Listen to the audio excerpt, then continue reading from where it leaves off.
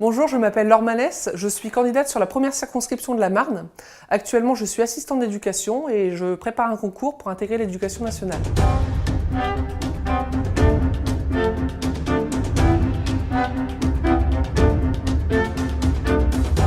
Je suis engagée en politique depuis 2012. C'est vraiment Mélenchon qui a réveillé ma conscience politique à travers ses discours, qui a piqué ma curiosité, qui m'a donné envie d'en savoir plus.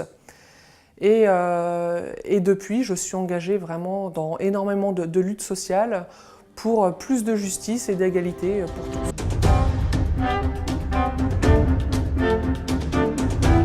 Insoumise est un mouvement et non un parti, et c'est vraiment ça qui m'a séduit.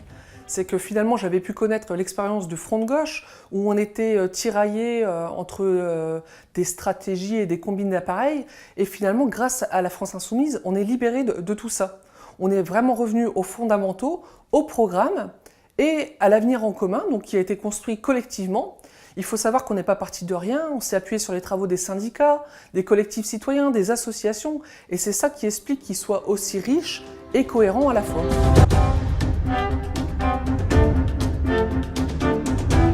Les élections législatives sont un scrutin national.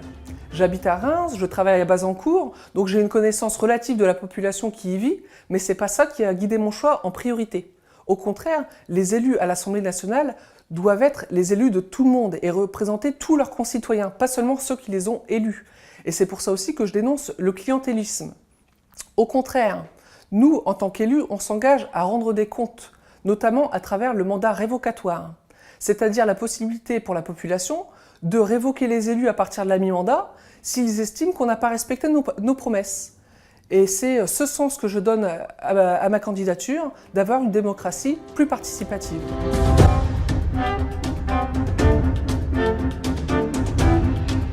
Si je suis élu à l'Assemblée nationale, ma priorité sera l'emploi. Chacun doit pouvoir vivre dignement de son travail. Donc cela implique d'augmenter les salaires, de garantir aussi une meilleure répartition des richesses, parce qu'en ce moment l'effort porte et sur les PME et sur les classes moyennes.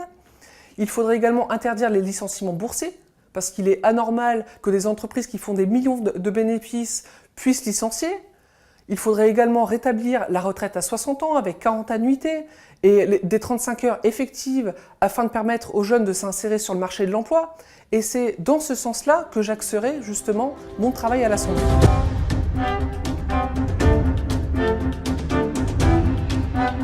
Au sein de l'Assemblée nationale, nous aspirons à être une véritable force de proposition et non pas seulement une force d'opposition aux politiques libérales de M. Macron.